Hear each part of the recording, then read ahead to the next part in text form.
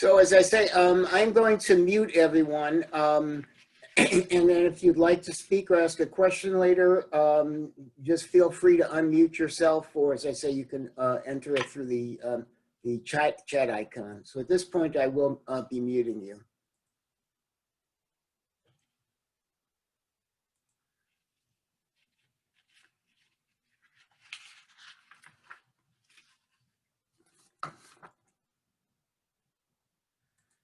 And as I say, welcome to our Computer Club's monthly meeting. We're meeting virtually rather than in Drendel, but we should be able to do everything the way we normally do. And normally we have our agenda, we have a financial report, we talk about membership, Computer Club matters, training, and our classes, community matters, and then we're going to be doing a presentation today on devices for cutting the cord.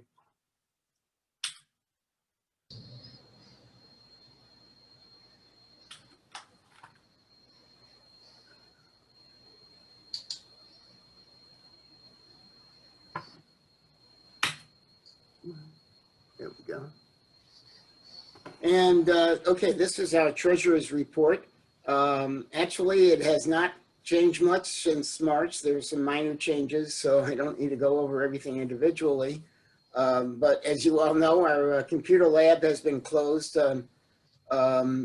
since March, and so things are pretty much static at this point. See you. I don't want that. And same with the membership. What we have done for our membership is we have rolled over all of your membership dues. So if you were a member in good standing as of last year, then for the year starting in July 1st, you've been rolled over through June 30th of 2021. We are going to try to do this each month and continue with the schedule that we started at the beginning of this year. We were doing, we switched from Saturdays to Thursdays. So our schedule is to hold a meeting on the second Thursday of each month. So we will be scheduling another one of these on Thursday, November 12th and Thursday, December 10th. And we will continue like that as we go. As we did today, you provide the coffee and donuts, or you can have it delivered if you like, and the meeting will start at 9 o'clock. And this is October, and October is Computer Learning Month. So here's a thing: you never want to stop learning.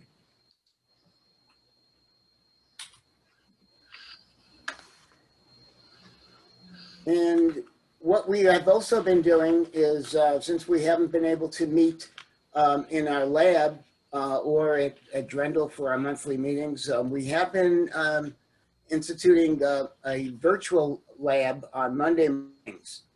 And if you haven't partaken of this, we've been able to help quite a few people with their computer issues.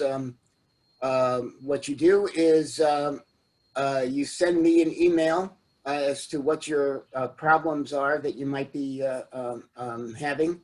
And then I send you a link, and we get on. We have about a half a dozen of us from the club that come on, and you're able to share your screen with us, and we're able to help you solve whatever issues you may have.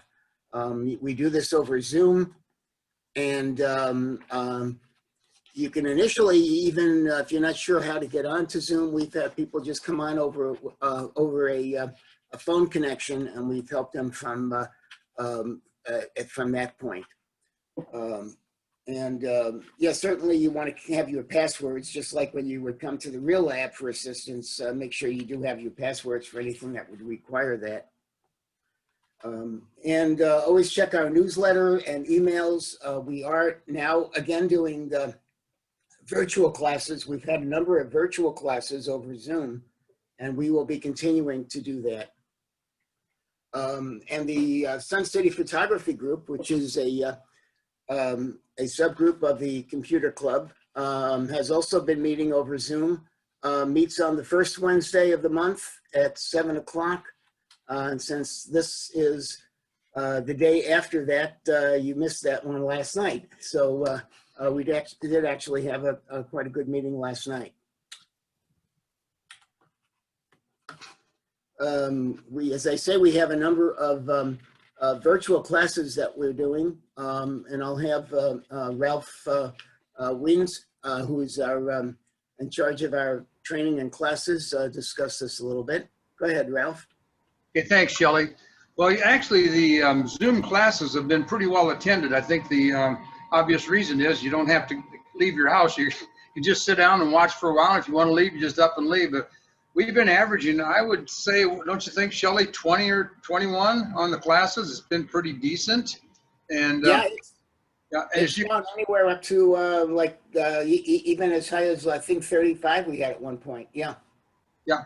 And as you can see, we have 3 more classes scheduled throughout the year, 2 in October and 1 in November.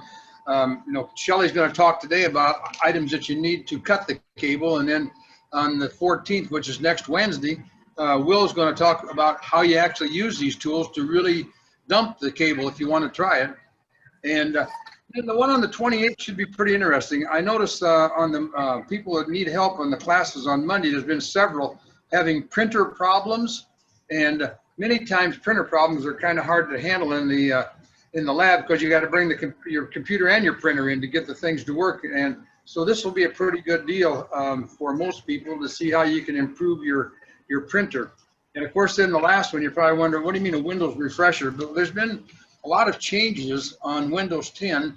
And if you have the latest version, 2004, we'll talk about some of the changes and how it will affect your computer. A couple other things coming up in the future. I've been talking for several different meetings, even when we were meeting in person, about having a Hallmark card class. And I think we're getting close. We want to try it maybe by the end of October or at the latest early November to have a Hallmark class. If you're not familiar with that, you can print your own greeting cards, and on the back of it, it's got the Hallmark emblem. So people will look at that and say, must have bought the card. You can even put the price in if you want to say, Mom, I'm going to put $6.95 on that. And they'll say, man, you paid $6.95 for that card? But I'll tell you, my wife and I we can't remember buying a card for 25 years. Now, that's had to have saved a little bit of money. Now, granted, you will have to buy the software. It's either, I think, $20 or $50, depending on, which one you want. And they'll talk about that. But it's really a good deal. I even know how to, I kind of know how to do it. Every once in a while, I got to say, Susie, how do I do this or that? Because I forget. But, it's really not that difficult. And I think that it would be interesting for many people to learn how to put their own cards because they are getting very expensive. Also, we have a couple of our instructors that are kind of getting used to using Zoom. And we're looking at iPhone classes and Android classes coming up. I'm not sure when, but the instructors are kind of working with Zoom a little bit to feel more comfortable on how to present it when they're not standing right up in front of you holding their phone.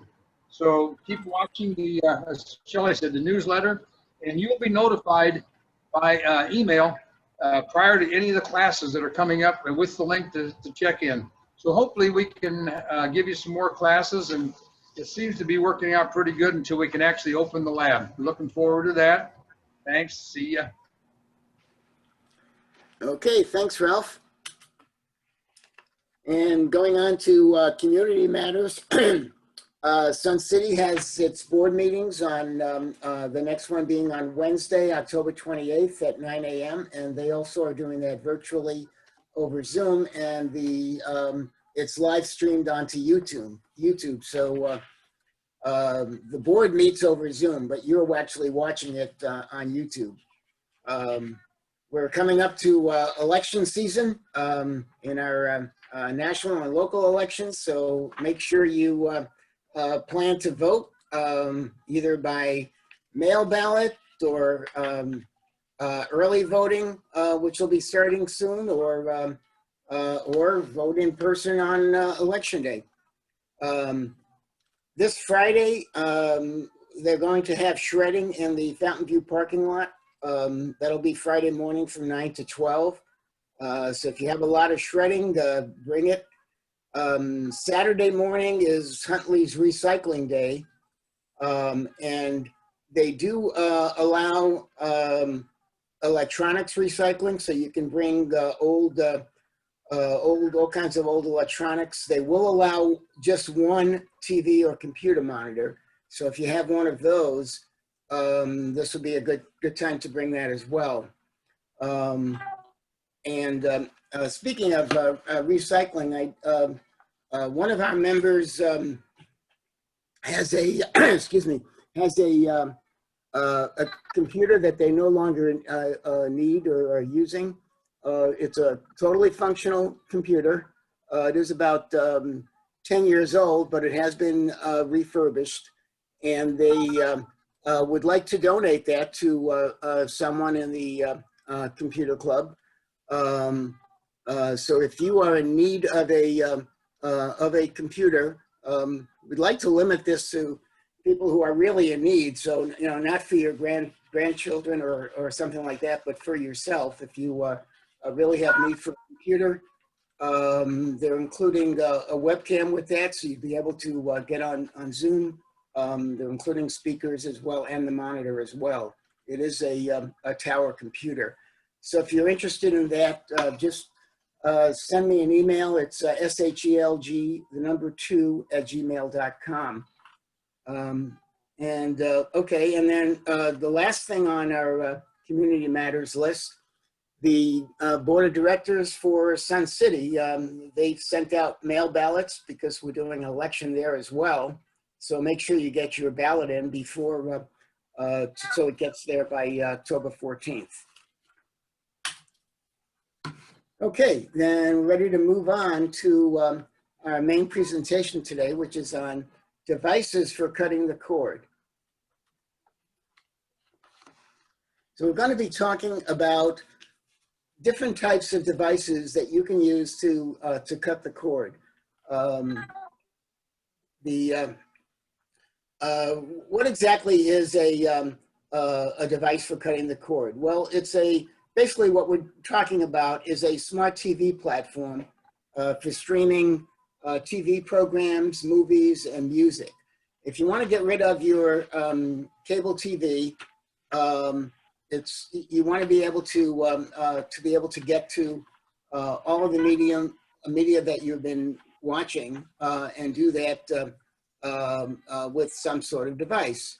Now, you may have everything you already need. So, for example, if you have a smart TV, if you purchased a TV recently, and most of the TVs that you buy today are going to be smart TVs, usually they'll have the ability to bring in some of the streaming services like Netflix or Hulu or YouTube, Amazon Prime, those types of things. Now, they may not have all of them, but they'll have some of them. So if it has everything that you think you need, then you're all set. You don't even need any additional devices. You can do it just with the smart TV. If you have an older TV, then you would need a different device. You would need to purchase a device, and that's what we're going to be talking about, to bring in some of these services. If you are using a smart TV, and as time goes on, they may update the apps that are available on the TV that you're using. But eventually, you're going to get to a point where there are things that you do want to have on there that you don't have, and that's where you might want to plug in a device. These usually just plug in with an HDMI cable. They might have a power cable that you have to plug in to a power source, and that would enable you to watch the TV programs and movies that you would normally see over cable TV. And if you're using cable TV, you can start doing your streaming and see what you can bring in, and you may find that you no longer need cable, so you can do it on a gradual basis and then eventually cut that cord. But if you just want to stay with cable, then you certainly don't need a device at all, because the cable would give you what you're looking for. But what we're talking about here is being able to drop the cable TV, which has been, as you all know, has been going up in cost every month. They add more fees and taxes and all to what you're paying. So your rates never seem to go down; they only go up. So, okay, let's talk about 4K resolution as well, because what you're going to see on a lot of these devices for cutting the cord, some of them have the ability to do 4K and some of them don't. Now, what exactly are we talking about here? We're talking about the resolution on your TV.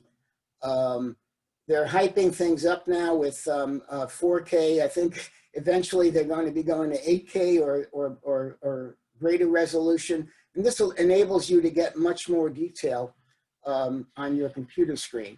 And it's not a thing that you really have to worry about when you're watching movies on your phone, on your smartphone. But it is something that you do have to worry about when you're doing it, watching on a larger TV. The larger the TV, the better resolution you want to have. So you do see TVs now with 4K, and that should be something that you should be looking for when you go to purchase a new TV. And what exactly does 4K mean? K is just the designation for 1,000. So we're talking about 4,000 pixels or dots on your screen. In reality, it's a binary system, so it's really based not on 1,000, but on 1024, 1,024. And also the 4,000K, or rather the 4K, refers to the 4,000 horizontal resolution. That's 4,000 pixels going across your screen, but you also have the vertical, and there it's actually 2,000 pixels going down. So what you're really looking at is 4,000 times 2,000, or approximately 8 million pixels on your screen. And this is actually also referred to as 2160p. You may have seen things like 720 resolution, or 1080 resolution, and with 4K you're looking at a 2160 resolution. Now, as you try to get more detail onto your screen with higher resolution, what you're going to need is you're going to need a little bit higher bandwidth, and so if you have a really slow speed on your internet, may work fine if you're just streaming a lower resolution TV program, but if you're trying to bring in 4K, you should probably get at least 25 megabits per second speed on your TV set.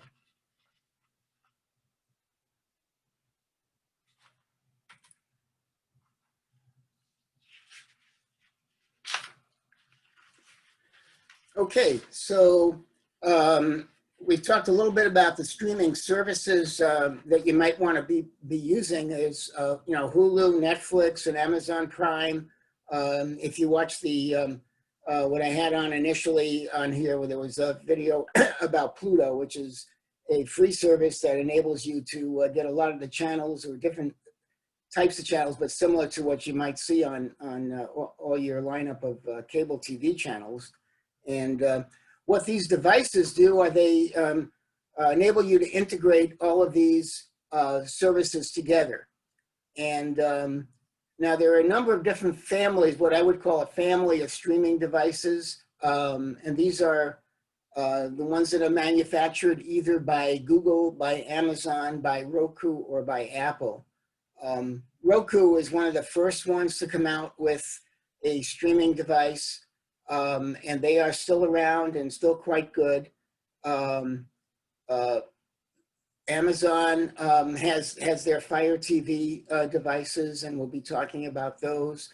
Google initially came out with something called the Chromecast, and Apple has the Apple TV. And you kind of have to look at whether or not you're involved with these families of devices in other ways. In other words, are you using other types of equipment, audio equipment? Are you using, if you're using Apple devices, are you using things like an iPhone? Are you using Echo devices from Amazon? Are you using, different types of things that you might want to integrate together? So if you're used to talking to Alexa or talking to Google or talking to Siri, you want devices that are going to be able to enable you to continue to do that. So the first one we want to talk about a little bit more would be the Google. Now, as I say, Google initially came out with a Chromecast device for casting content from your phone or PC. They later came out with what they called Android TV. Android TV was more not so much a device as what they offered manufacturers to be enabled to incorporate into their TVs, into their smart TVs. So you may have seen TVs, some TVs had Roku's built into it, and some TVs, notably Sony and Hisense and a couple of others, had Android TVs built into it. Well, what they're doing now is, and this just came out on September the 30th, they released a brand new Chromecast for 2020 with a price of $50. And this is kind of combines the capability of what they previously had with just a little round device that you would plug into your HDMI cable that allowed you to cast content, but it also has the Android TV concept, what they're now calling Google TV. This Google TV is actually Android TV, and they're just putting a kind of a prettier face on it to give it more emphasis on the content that you're watching, rather than all the different apps that you might have on there. And there are a lot of Android TV apps. It's just like an Android phone that you might use. Not quite as many apps as you might have on a phone, but with video, of course, you don't want millions of apps out there. But there are 6,500 currently Android TV apps that you can select from. So it's not just Netflix and Hulu and Amazon Prime, but there are quite a number of things that you can select from. And the new device does support 4K. It has 8 gigs of storage. What it doesn't have is it does not yet have an app for Apple TV. So there are struggles, I guess, between the Google world and the Apple world. So if you are married to the Apple devices, this would not be a device you want, but it is quite a capable device at a very good price.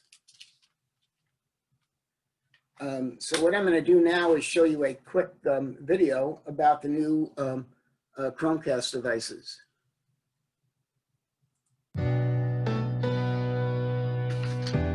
Google has announced a new Chromecast. Yeah, look, I know what you might be thinking. So what? But actually, this is worth paying attention to. Hi, I'm Caleb Dennison, and I think the new Google Chromecast with Google TV could be one of the hottest products to come out this year. But its success hinges heavily on one thing. I'm going to get to that shortly, but first, I think we need to take a look back to understand why Google's look forward with the new Chromecast is so significant. So you're forgiven if you don't remember, but Google has not had good luck trying to make streaming devices. May I remind you of the Nexus Q, which was a huge flop, and there were other attempts to push Google TV before that. Ultimately, Google quit trying to make something that resembled a Roku box and settled on what became the Chromecast, a simple dongle you controlled with your phone. Obviously, that was a smart move because Google has sold a ton of them. But the problem with the Chromecast has always been that you don't get to interact with it. You have to find content with your phone, tablet, or PC and cast that content to an invisible device. That works for some people, but not for others who are used to the kind of on-screen interfaces you get from Roku, Amazon Fire TV, or Apple TV. Meanwhile, in the background, Sony has been improving Android TV, which you primarily see baked into Sony and Hisense TVs in the US, and you also find it in the NVIDIA Shield, and believe it or not, Android TV is the OS foundation for Amazon Fire TV and Vizio SmartCast. And that leads us to the new Chromecast. It's got a remote and an on-screen interface. It supports 4K resolution and HDR, including Dolby Vision, and it can handle Dolby Atmos sound. It's available in a few different colors, it's remarkably advanced, and yet it only costs $50. On paper, that reads like a game changer. Access to any streaming content online that you could possibly want with the best possible picture quality and sound, all for $50, right? Sounds amazing. But there's a catch. And that catch is Google TV. Now, since Google seemed to have changed the name of its streaming platform from Google TV years ago to Android TV, we thought it was just changing the name back from Android TV to Google TV. But it turns out Google TV is now more of an experience, a skin that runs on top of Android TV. And that is the difference with this new Chromecast with Google TV. It's what Google TV has become. It is now basically a curation and recommendation engine which puts TV shows and movies in front of you based on what you like and what it thinks you like. So instead of seeing a bunch of apps and having to click into those apps, then browse through those apps to find what you want to watch, Google just serves up the content wherever it's coming from and lets you watch it with one click. If that sounds familiar, it's because that is what Apple TV and Roku TV do, to an extent. The thing with Google TV is you never leave Google TV. When you're done watching a show on Hulu, for example, you land right back in Google TV. You aren't left hanging in the Hulu app. Now, to be clear, you can disable Google TV and just use this new Chromecast like an Android TV box, surfing through apps and browsing those services to find the content you want. But if you do that, you lose Google Search and Google Assistant. The other reason I think you might want to stick with the Google TV experience is that in addition to aggregating content from 30 popular streaming services, it also folds in YouTube TV, which is the live TV service that gets you conventional live TV channels. So effectively, this at least looks like the best integration of live and streaming TV you can get. It's all there in one place. My only concern here is that you have to rely on Google to tell you about the cool new stuff coming out on Netflix, Hulu, etc. It's not like you can just browse through it all on the individual apps. You also have to put in some work and tell it you want to watch certain shows so they can be put on your watch list. On the other hand, it sounds pretty cool to have all your DVR recordings from YouTube TV, all the live stuff you can watch, and all your favorites from various apps right at your fingertips in one place. In the end, one thing is very clear. If the Chromecast with Google TV's success hinges on whether people like Google TV, and I think it does, given Google TV's history, that has me a little concerned. But I will say the experience looks very compelling, and I'll be sure to Okay, so that's Google TV. And now moving on to the next family would be the Amazon family. Amazon, of course, also has the Prime Video app, but they have a series of devices. They've had their Fire Sticks out, the Amazon Fire TV sticks, which came out several years ago. They have also introduced a 4K Fire Stick a couple of years ago, and that one is still quite good, and that one is offered at $50. They also have a larger device called the Fire TV Cube, which sells for $120, and that one also has 4K and has a lot of storage.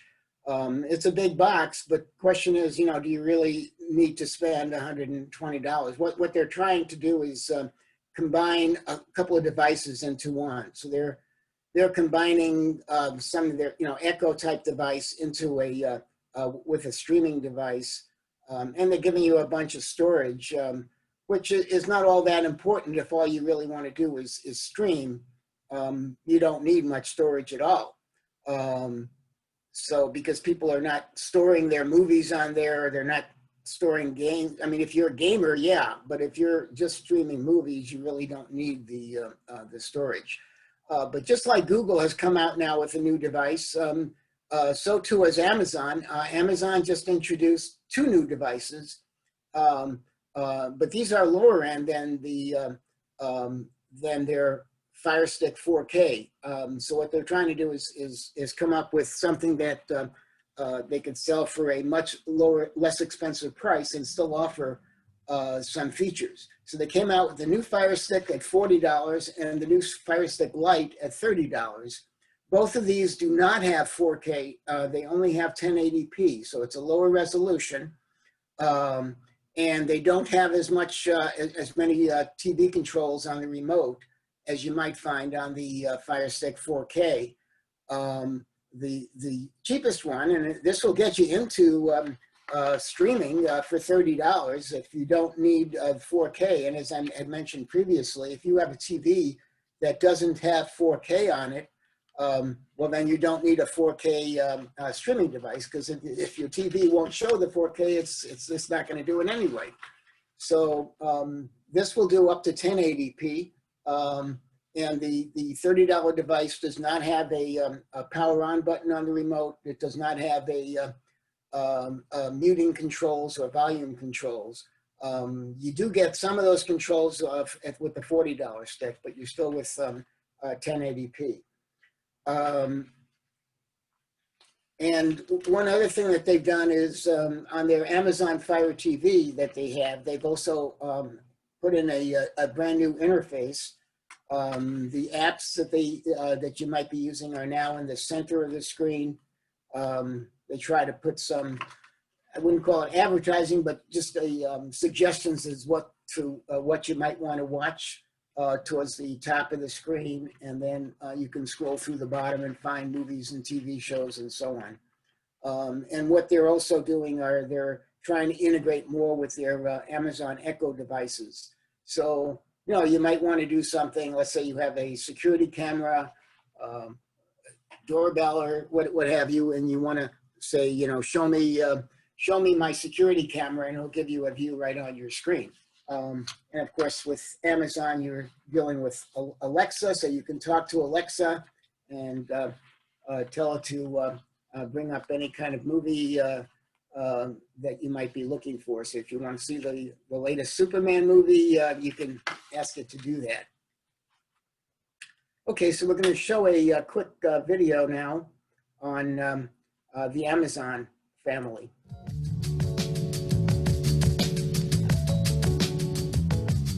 People have been watching more and more TV at home through devices like Fire TV. We've sold over 100 million of them life to date. They're watching billions of hours of entertainment a month. And they've also been using them for new things, different things that they hadn't before.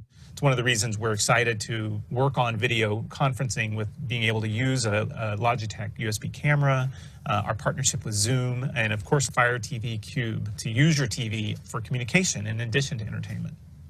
We think a lot about the ambient experience and how your TV and your entertainment plays into that. This holiday, we're launching our new Fire TV experience. And the key thing that we're doing in that is really making it more personal. So we've redesigned the experience. It starts with profiles. So now there's profiles for every member in the family, which allows it to have a more custom experience where it's your apps, recommendations that are tailored to what you might want to watch.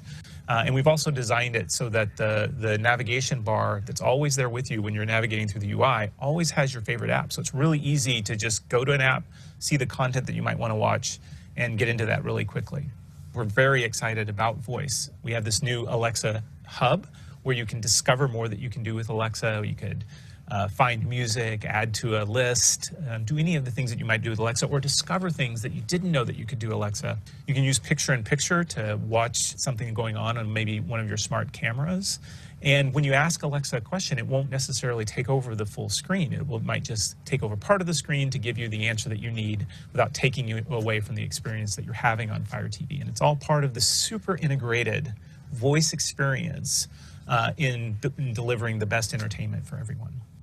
Fire TV Stick is our most popular Fire TV product. It's been one of the most popular products on Amazon, ever since it launched. I think it has over 250,000 five-star ratings, which is just humbling to see how much people enjoy the product, how much they use the product, and it inspires us to figure out what else we could do to innovate and invent to build a better experience. So the new Fire TV Stick, it's incredible for HD streaming. It's HDR ready. It features Dolby Atmos to get the best quality sound. And it comes with our very popular Alexa voice remote. So not only can you use your voice to discover things, but you can also control the equipment around your TV, to turn your TV on and off, to change the volume on your sound bar, all without having to find another remote. The new generation is 50% more powerful than the last generation Fire TV Stick, while using 50% less power.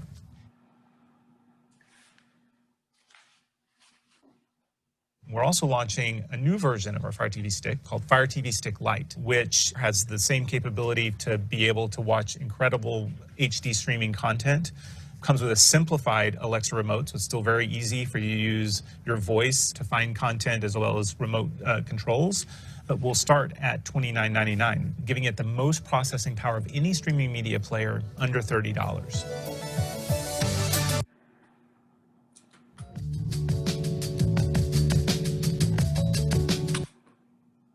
Okay, and moving on to the next family of devices would be Roku.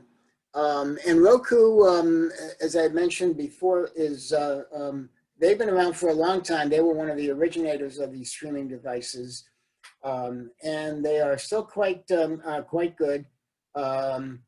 They all have voice control, so you can talk to your TV or to your, and say what you would like it to display on the screen. They're also probably the simplest of all the different families of devices to use. So if you're looking for something simple, you definitely should look at Roku's. They've got the less expensive one, the Roku Express at $30, which is not a 4K, it's 1080p resolution. They have the $40 Premier one, which does have 4K. And they have the new Roku Streaming Stick Plus at $50. And if you want to go up to the Ultra model, the big feature there, and actually is a good feature, is that that remote on the Ultra actually has a headphone jack in there, so you can plug in your headphones right into the remote, which makes it quite convenient.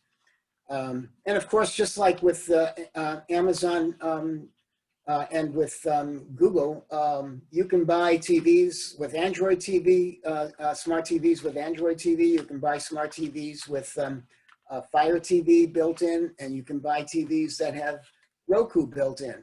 And if you do that, at least initially, you won't need to buy an additional device. It'll keep you going at least for a few years. Usually, they provide updates to these TVs, so for at least for a few years, should serve you quite well, and you can always add a device several years down the road. So let's take a look now at what Roku has to offer.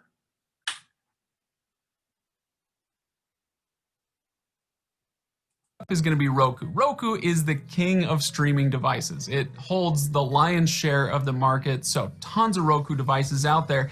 But why? Why is it king? I mean, it doesn't have the advantage that other devices do of being tied to a mega brand like Amazon or Apple or Google. But on the other hand, maybe that's just it. It's brandless. I mean, except for the Roku brand, I suppose. But the point is, those who aren't all in on a certain ecosystem aren't going to feel like they have to get into that ecosystem. They're not getting sucked into something. They're not trespassing in someone else's home, you know, like you sometimes feel if you're not an Apple person and you use the Apple TV. We'll get there. Anyway, the Roku is a great beginner's device. It's simple, it's easy to navigate, and it doesn't push you toward one streaming brand or another. So I think that's why it has a lot of market share and why it's probably a good choice for the vast majority of us.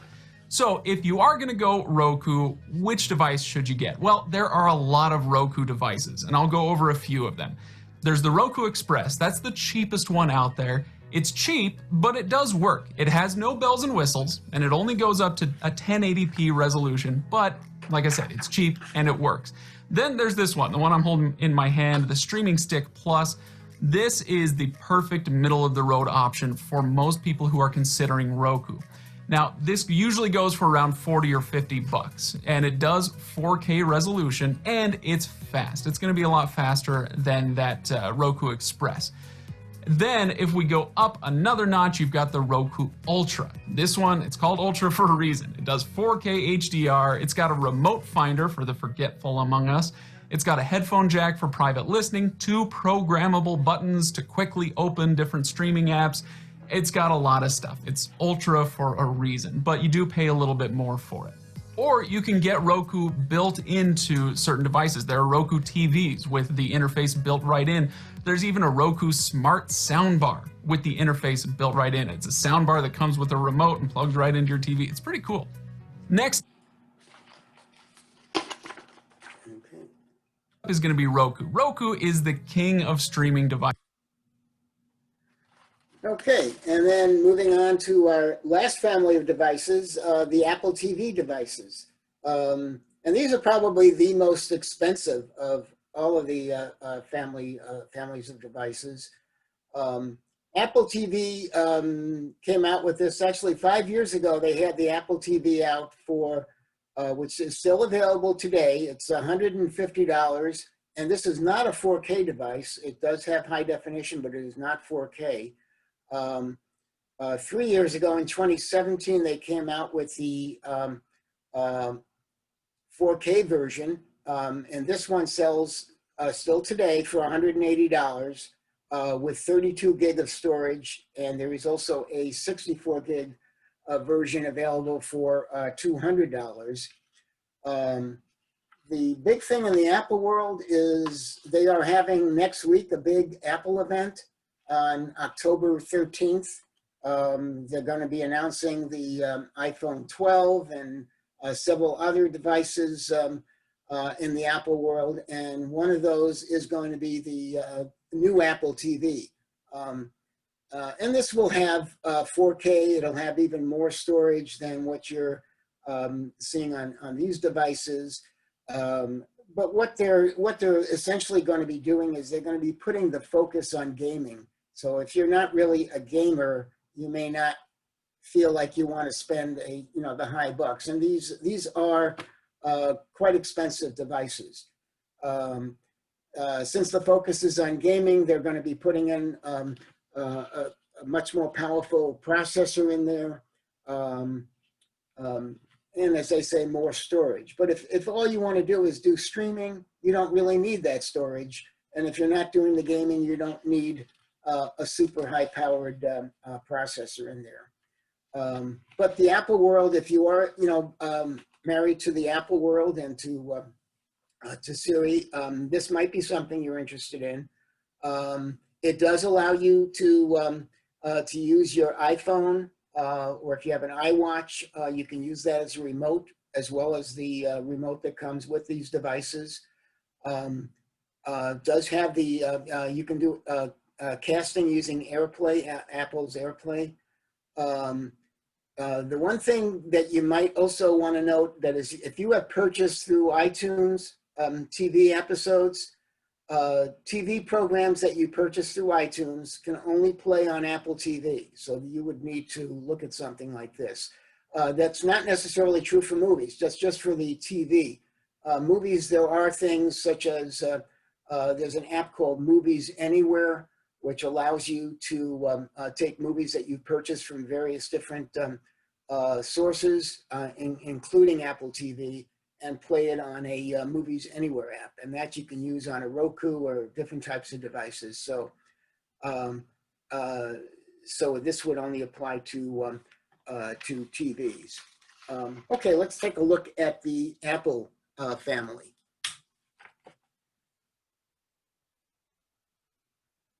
The Fire TV interface is all about the content ecosystem, then the Apple TV is all about integrating with the device ecosystem. So if you're an Apple fan, you know how this works. Your MacBook talks to your watch, which talks to your iPad, which works with your iPhone, and they all work great with the Apple TV. They all work together in joyous harmony, at least in theory. It is pretty great. If you've got the money, it's a sweet ecosystem to get into, and the Apple TV fits into that really nicely. And even without all that, it's a pretty great device, and I use mine fairly frequently. The interface is pretty simple, and it's got the Apple TV app, not to be confused with the Apple TV Plus app, the streaming service. Did I say this was simple? Yeah, maybe I got to take that back. Anyway, the Apple TV app pulls in many of your streaming services into one place so you can see what you've been watching and get recommendations across services. Except for Netflix. They don't want to play ball with that one. They're fine playing in their own sandbox. Thank you very much, apparently. But anyway, imagine when you log into a streaming service, you get that continue watching category, but now it works for almost all of them in one place. It's pretty nice. Now, the Apple TV has a remote that you'll either love or hate. Most likely you're gonna hate it, but you will get used to it. And it does have typing by dictation, which is a lifesaver, so you don't have to scroll and click all the letters. The only problem with the Apple TV is it's $180 for the 4K version. For that price, literally, you could get a 40-inch TV with Roku or Amazon Fire built right in. So yeah, it ain't cheap, but if you're an Apple person, it is great. So which device should you get? This one's even simpler than the Chromecast. There is a non-4K version of the Apple TV. I wouldn't bother with that. It's still fairly pricey, so if you're gonna go for an Apple TV, just go for the 4K version. There have been the Fire TV. Okay, so we've talked about the all of these different families of devices. So next the question is, how do you choose amongst all of these devices? Well, as we mentioned before, if you don't have a 4K TV, then you don't need a 4K device. You can get a less expensive device. And if you've got a recent smart TV, you may have everything you need right on that smart TV and you don't need a device at all. If you just want to start out, you could start out with a one of these $30 sticks from Roku or Chromecast or from Google or and you can certainly work up from there. The Amazon Fire Sticks, the remote has a mute button, which is good for commercials. You can skip past all the commercials, and that's a nice feature. You might want to look at something like that. There are the larger devices, such as the one we looked at with the Fire Cube from Amazon, and certainly the Apple devices, but the sticks are more portable than a larger device. And unfortunately, Apple only has the larger devices. They don't have they have never offered a stick. The Roku Ultra lets you plug headphones into the remote, and that's a nice feature. And what you also want to look at is, are you a user of Google, Alexa, or Siri? So if you're doing Hey Google, you might be more interested in a Chromecast device. If you're doing Alexa, you might be interested in the Amazon Fire TV devices, and Siri, you'd be interested in the Apple TV. And Apple has an iPhone app that lets you use your phone as a remote, so that might be a consideration as well. Google, of course, has the same thing, and you can use your Android phone as a remote for the Google devices. And one thing, if you're interested in that new Chromecast that they just came out with last week, Google is offering a free Chromecast. This is the brand new one that just came out, the $50 one. If you sign up for YouTube TV, which this is the YouTube Live TV for $65, which replaces all of your cable TV channels, your live TV channels. you just have to sign up for 1 month. You could cancel after 1 month, but if, and you would get the Chromecast for free. So that's something you might want to look at if you wanted to try that. There will be a lot of devices that'll be coming up in the upcoming season. Amazon, of course, has their Amazon Prime Day, and which is coming up next week as well. So there'll be a lot of specials there. All of the manufacturers will have sales coming up for the holidays. So there is, quite a bit that you can look at. So, okay.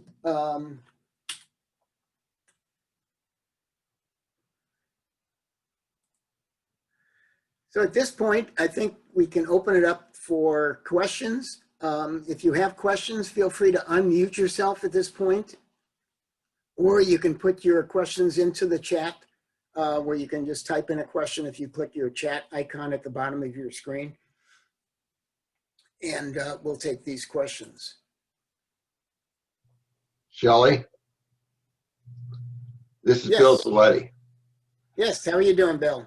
Good. One of the things my son has been experimenting with a number of, because he doesn't have cable TV, he just Yes. has the internet, and he's been experimenting with a number of the different providers, like YouTube TV and Hulu TV, and a number of those. It's not so much the cost, it's the channels. So you have to make sure that which one you pick has the channel lineup that you want to watch. And the one channel that doesn't seem to be consistent or is not available across all of them is CBS, because they have their own CBS all access channel. So you would, if you're a CBS watcher, you would have to get that separately. Yeah, now you're talking about the live TV channels. Now, yeah, like for example, Hulu and Netflix and Amazon Prime are not live TV substitutes. They're for TV programs that you might want to watch on demand, and therefore and movies. To distinguish that from the live TV, like YouTube Live that we mentioned, or Fubo. There are several of them. If you guys show up next week, Will Gertig is going to be doing a class on cutting the cord, and I'm sure he'll be talking about all of these different services. There's also an app called Locast, which is available in the Chicago area, which allows you to substitute, if you don't have an antenna to pull in local channels. The Locast TV will allow you to stream all of your local channels in the Chicago area. And those all do offer CBS. CBS also by itself has its own app, so you can get into the CBS app and watch and just stream CBS programs right there. And as one of the videos I showed talked about the merger with Viacom. I think what are they calling it? I think it's going to be called Paramount TV. So they're going to be having all kinds of a mixture of both live and streaming movies and TV program streaming type content there. Okay, somebody's asking a question about using an antenna for local channels. Absolutely, that's the way you would. The best way actually to cut the cord is to put up an antenna, either in your attic or on the roof, depending on your line of sight to the Sears Tower, the Willis Tower.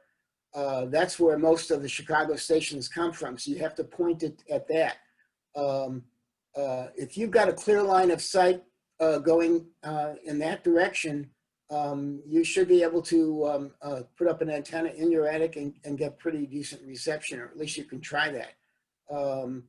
I've done it and it works very well.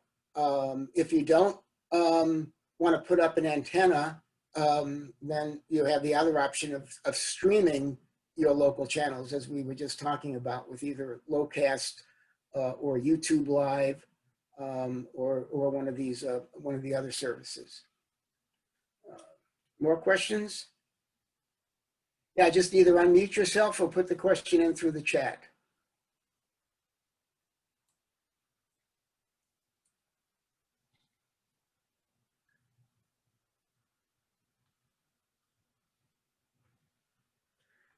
Anyone else? Okay, I think we're good on questions then. All right, well, I guess this would end our formal meeting. If you would like to talk about anything in general, feel free to unmute yourself and we can discuss anything you'd like.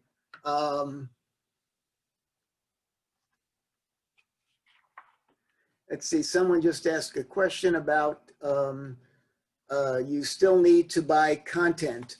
Yeah, these are the devices for bringing in the programs and the programming, and you would still need to get a subscription to either Hulu, Amazon Prime, Netflix, and so on. If you watch the video I showed before we went into our meeting, I was showing something about Pluto TV, and there are a number of other streaming services that are totally free. Pluto, Zumo, Crackle, Hoopla, which is offered through the Huntley Library. These all offer content that's totally free. With something like either Pluto or Zumo, they actually offer like 300 different channels, and they're always adding new ones. And these are all of the sort that you would watch on your cable TV. So Pluto itself can be a total substitute for your cable TV channels.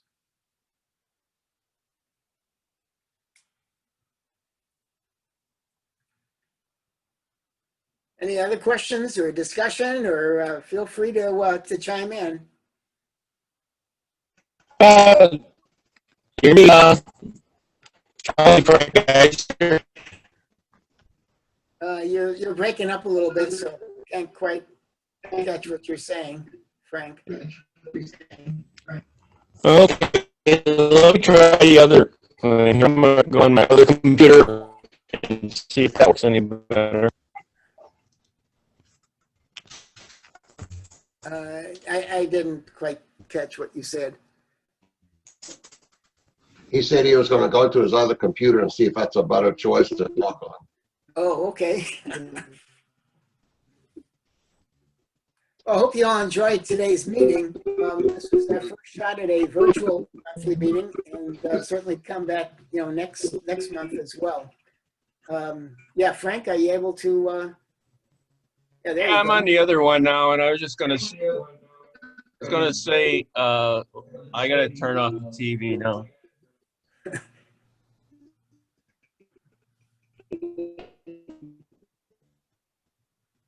Hey, Shelley, I think you did a great job. Thank you.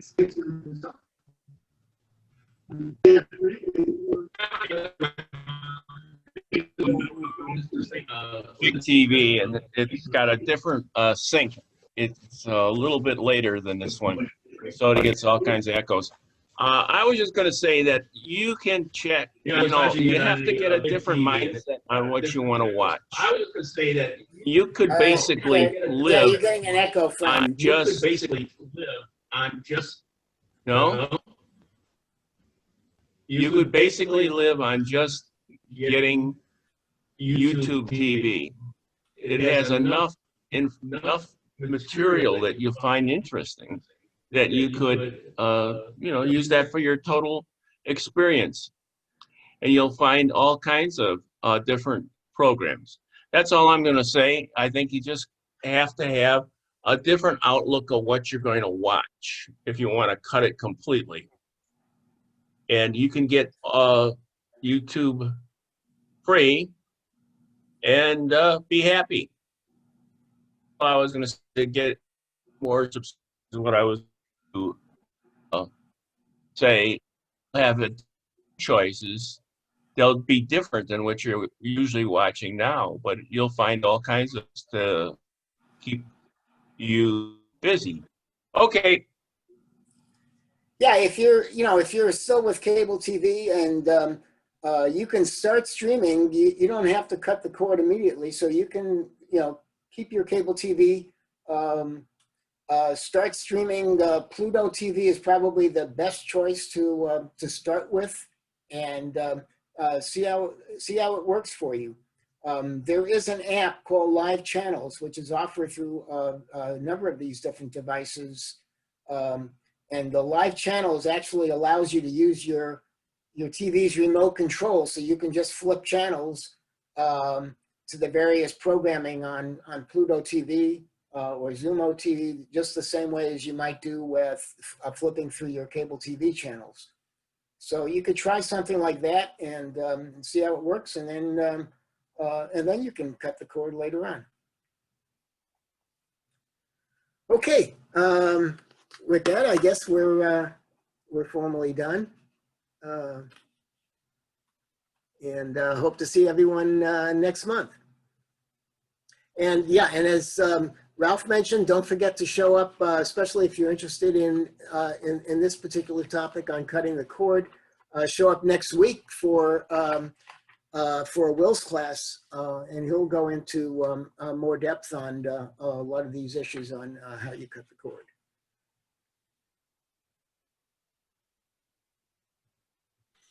Thanks, Shelley.